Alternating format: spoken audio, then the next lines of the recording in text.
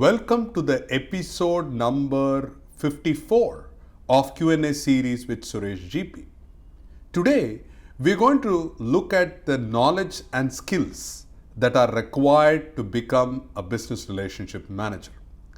Now, if you look at the overall knowledge and skills, let's first talk about some of those recommended certifications that will help you to cement your position as a BRM.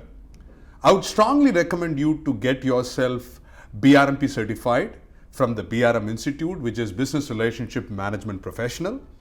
And when you become a practitioner, spending more time in your work as a business relationship manager with enough amount of experience, you need to complement that with what we call as the CBRM, which is Certified Business Relationship Management Practitioner.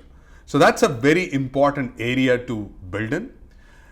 You need to also have relevant functional experience and understand a bit of championing organizational change, because a lot of these require transformational aspects. In terms of skills, you need to have a great mindset.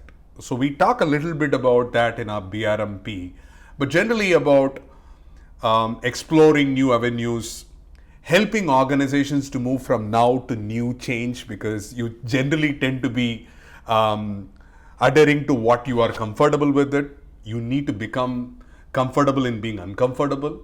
Also build leadership as practice skills, because a lot of these things that as a BRM, you need to drive it from the front.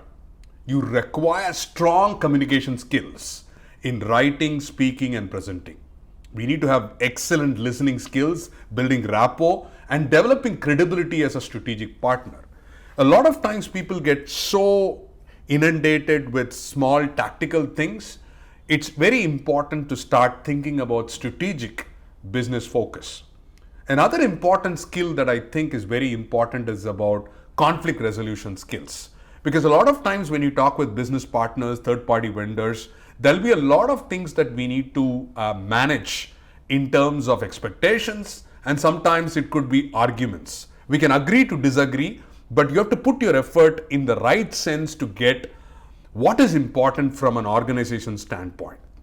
The next aspect is about dealing with difficult customers or business partners.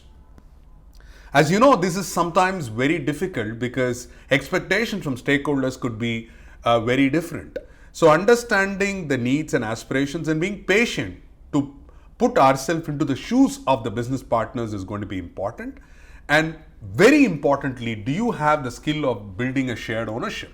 It's very easy to say that I did my work, my other department or other organizational unit did not do it, and that doesn't serve the purpose. As a BRM, we need to take that level of shared ownership to drive that results. That's a very important attribute to make sure that there is no stone unturned. In terms of value, I think it's also important to understand and assess the tolerances, the gaps, and make small service improvements. Because as you go through projects and programs, not a lot of initiatives give you the desirable value immediately.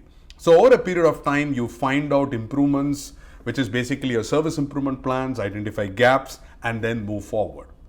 In terms of satisfying purpose, one of the most important part is if you should have the right level of domain knowledge. Whether it's an insurance business, it is a retail business, or a telecom industry, you need to have the domain knowledge, because that's the only way that you can develop trust with your business partners. Because you might be an absolute expert on technology or on IT, but if you don't understand how that the domain knowledge operates, then you cannot command respect in how we work. It's also important that as we start to focus on business value, it's very important to be creative, because a lot of times you need to think out of the box. And if you're still focused on this is the right way to do it, then you might miss a few things. So able to be open and receptive to new ideas, thinking out of the box and being creative will help us to address some of those problems, because you now start looking at it from a different pair of lens. I hope these skills, knowledge, and competencies are going to be important, and I hope you can build those skills and capability in the way that you can become a well-groomed business relationship manager.